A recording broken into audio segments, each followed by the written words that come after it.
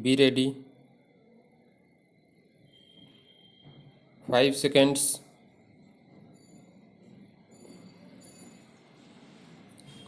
Start. Sir, natural calamities seemed to be now a very regular feature. This year, there are several states which are seriously affected by drought.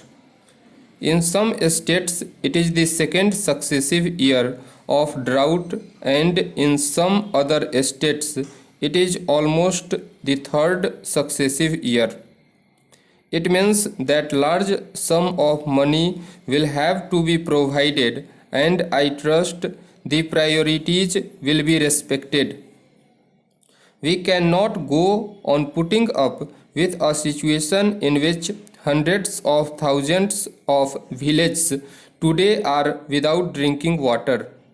Where from any drinking water is to be provided is not even known. The state governments do not know what to do with it. It is not money alone that matters, though large sums of money will have to be provided to ensure that drinking water is made available to villages.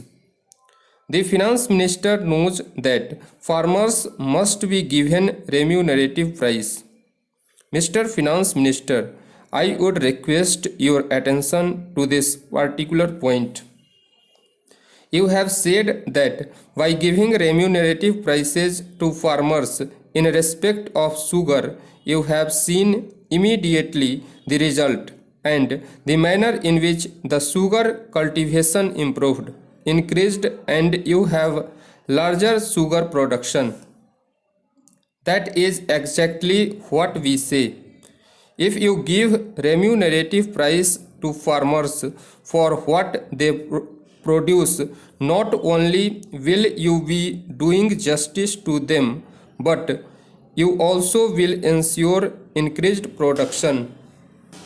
Productivity is one of your measure, ought to be one of your major bugbears.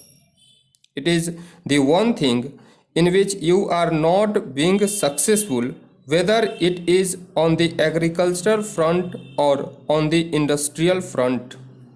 I hope that this is something to which you will pay greater attention. When the finance minister started his budgetary exercise in 1998, he endeavored to do two things. One was to loosen the tight regulatory grip that he had on industry. Government decided to loosen it a little bit. The second thing that they had decided to do was to streamline the fiscal and budgetary process so as to enhance revenue collection and stabilize the business and trade.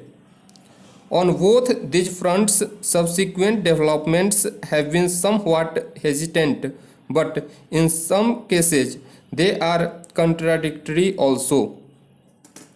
So far as loosening the tight grip that government has on the industry, I think government has realized that by really loosening it in a judicious way, there has been tremendous improvement in the situation. Why that process has stopped, I don't know, but I would recommend to the finance minister that loosening of the control in a selective way is a highly desirable process and to continue it if you want to ensure that productivity increases. Productivity can only increase if there is less and less restrictions and fewer restrictions. Even more than that, please note that what is not yet changed is the delay that takes place in a decision making.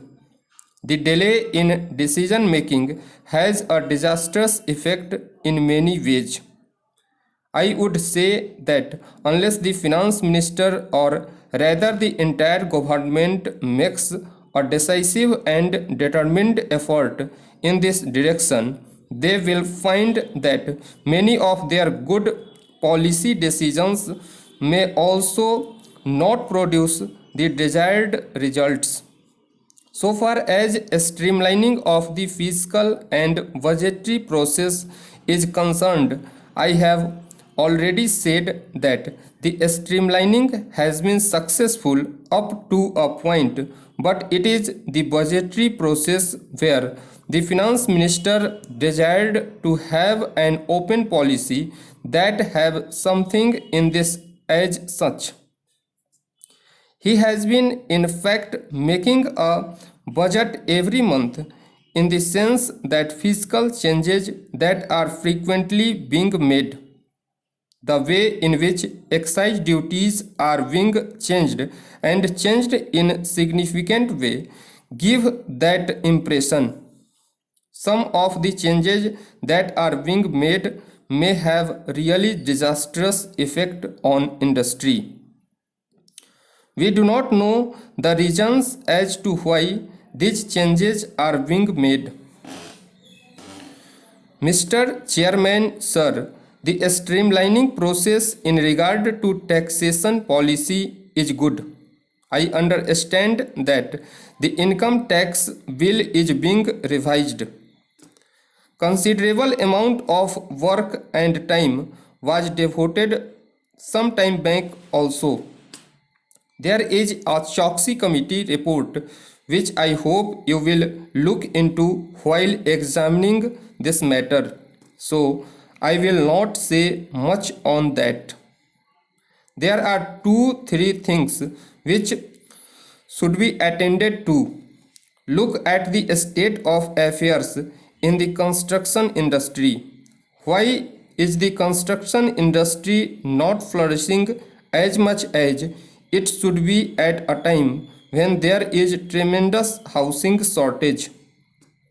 It is entirely because of the way in which the Urban Ceiling Act is being operated. I think it is time that the government seriously re-examine that act with a view not to defeat the main objective of the Urban Ceiling Act, but with a view ensuring it does not become a throttle in the construction activity so as to become incapable of reducing the housing shortage, which is very serious.